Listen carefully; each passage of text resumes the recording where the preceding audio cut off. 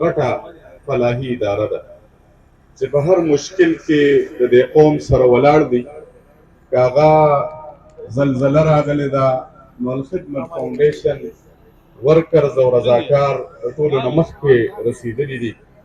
که په دې وطن باندې سیلاب راغلی دی د الخدمت فاونډیشن او د هغې رضاکار د هر چا نه مخکې ولاړ دي. او دا یو څو کاله مخکې دلته کرونا راغله.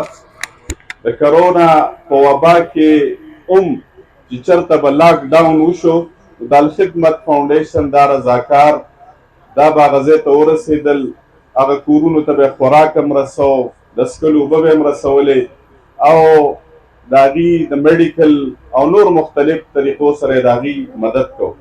په دې وخت کې په پاکستان کې الخدمت فاونډیشن آغوش او د یتیمانو د کفالت یو پروګرام هم شروع دی او دې پروګرام کې تقریبا 25,000 نه زیات یتیمان الخدمت فاونډیشن ساتي او په پاکستان کې تقریبا 45 لاک نه زیات یتیمان ماشومان دي.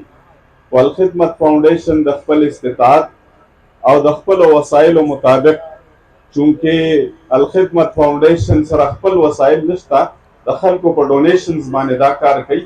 نو دې وخت کې 25,000 یتیمان په ټول پاکستان کې الخدمت فاونډیشن سپورټ کوي، د هغې تعلیمي اخراجات برداشت کوي.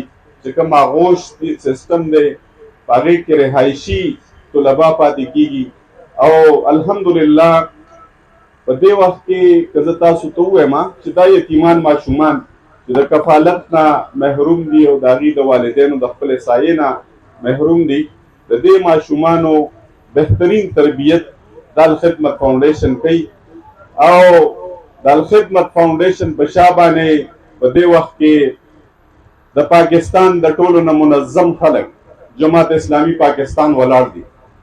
محترم سراج الحق صاحب د دې په شا باندې ولاړ دی او دې وجې نه خلک اعتماد کوي چې جماعت اسلامي په دې وخت کې ایماندار دیانتدار قیادت دی، هیڅ قسمه کرپشن پې نشته. دې وجې خلک خپل وسایل جماعت اسلامي او الخدمت فاونډیشن ته ورکوي.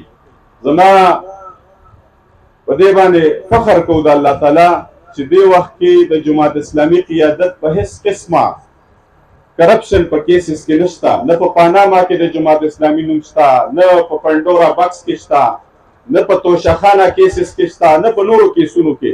د هغې وجه دا ده چې الحمدلله جماعت اسلامي یو دیانتدار قیادت تیاروي، د تربیت د یو ډېر لوی مرحلې نه خلک تیروي او دا نن چې الخدمت فاونډیشن د خلک ډونیشنز کوي، موږ په کروڑونو اربونو روپۍ د فلسطین په فنډ کې مراجمه شولې. الحمدلله هغه وسایل هم روان دي په یو طریقې سره د فلسطین مظلوم مسلمانانو ته رسي.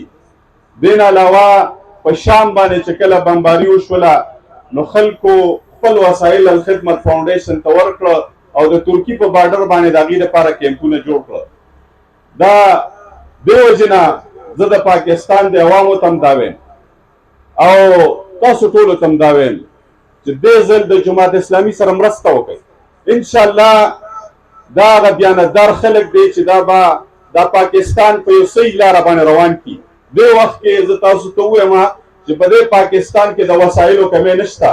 وجه څه ده؟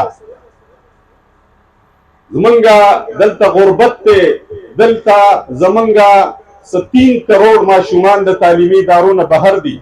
د هغې وجه دا ده چې پاکستان د تیر 75 کالو راسې دغه کرپټ مافیا ته حواله دی چې د هغې په وجه باندې نن هر یو پاکستانی 3 لاک نه زیات مقروض دی. دا څیزونه چې دي د دې به انشاءالله خاتمه کوو او دا وطن به دیانتدار قیادت ته حواله کوو نو انشاءالله دا پاکستان به ترقي کوي او انشاءالله دا پاکستان به خوشحال پاکستان، فلاحي پاکستان چې په هغې کې څوک د تعلیم نه محروم نه وي، چې په هغې کې څوک د روزګار نه محروم نه وي. زمونږ دا نوجوانان دي چې د دې وطن نه تښتي لګیا دي. تاسو وکتل چې څو ورځې او څو میاشتې مخکې زمونږ د پاکستانیانو نه ډکه کشتۍ دا په یونان کې چې کوم دی نو هغه سمندر کې ډوبه شوله. وجه څه ده؟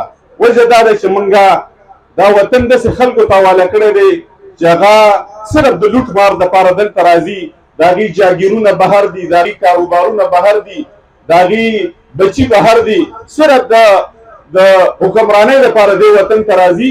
دې وجې نه زمونږ دا وطن نن د دې حالاتو سره مخامخ دی.